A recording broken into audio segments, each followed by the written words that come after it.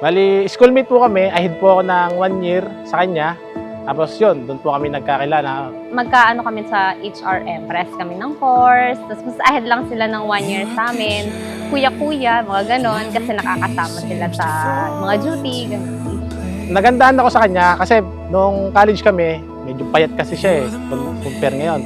Tapos, pero maganda siya na maliit na babae. Tapos wala lang, parang hindi ko may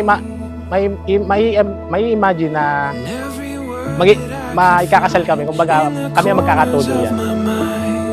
Will never be enough to let you know this love is the best thing I have found. Nasa ibang bansa siya nun. Tapos, chat-chat lang, kamustahan, kasi magkakilala na nga. Then, yun, actually, hindi siya talaga yung nanligo sa akin. Yung nanay at tatay niya, kasi nasa ibang bansa siya. Tapos, nung umuwi siya, nung February, hindi pa niya bakasyon, umuwi siya. Tapos, nagsabi siya sa parents ko na manliligaw. Then, Niligawan ko na po siya. Through chat pa lang. Tapos, umuwi po ako, nagbakasyon para manligaw ng personal. Tapos yun, kala ko po masasagot na ako. Pero hindi po ako nasagot. Di bumalik po ulit ako ng abroad. Ayun po, hanggang sa nagtuloy-tuloy po ulit ang aming conversation hanggang sa nung umuwi po ako ulit, yun, doon na po ako sinagot. Finally. Moving softly like the rain that falls and dances on the plains. And every word that Mary Jane at Kirby. Your love should be founded on the love of God that He has for all of us. The more the two of you, Kirby and Mary Jane, is becoming closer to God upwards, what happens next is you become closer and binded to each other also. Yun ang sekreto nun. Kaya nga po merong yung pamilya ninyo na itatayo, yung pamilya ninyo na buuhin, sana ay huwag makalimot. this love is the best thing I have found.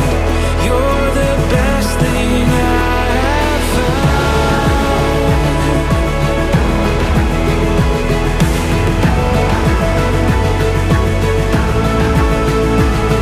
Best thing, the best thing, the best thing I have found.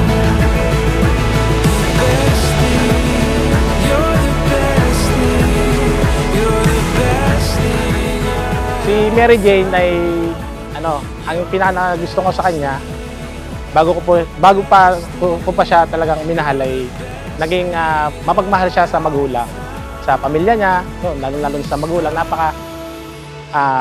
Mahal niya talaga yung kanyang magulang at pamilya. Maalalahanin. Ayun, iyon yung pinaka nagustuhan ko sa kanya.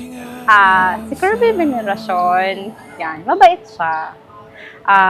Maalalahanin, kaya lang minsan, ano lang din, stricto. Ayoko nung parang medyo, yung ginagawa kong bata na very, very light. Naiinis ako ng bahagya, yun. Ano naman yan, nasasakyan naman yung katayuan ko.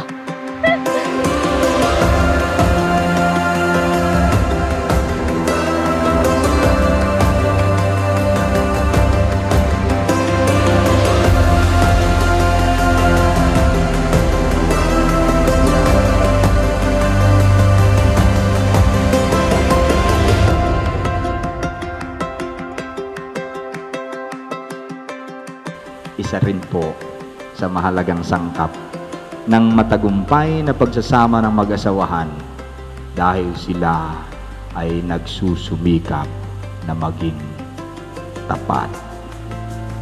Katapatan. Huwag na huwag magsisinungaling, maglilihim kahit maliit na bagay, ano? Sapagkat pwedeng lumaki iyon. Mary Jane, Jeng, Labs, maraming salamat kasi syempre, nag-yes ka nung nag-propose ako. Kung hindi tayo may kasal ngayon. Ayun, sana maging maganda yung ating pagsasama sa ating sa bagong journey ng ating buhay. Ayun, mahal na mahal kita at I love you so much. Love, Kirby, thank you kasi, naiyak ako. Hindi, kasi yung mga nakaraan kong relationship kasi hindi maganda yung pag-iwan nila. So, thank you ako kasi. Yun. Sabi nga ni Lord, siya na yung binigay sa akin ni Lord. So, yun. Naiiyak ako. Thank you, love. Yun lang.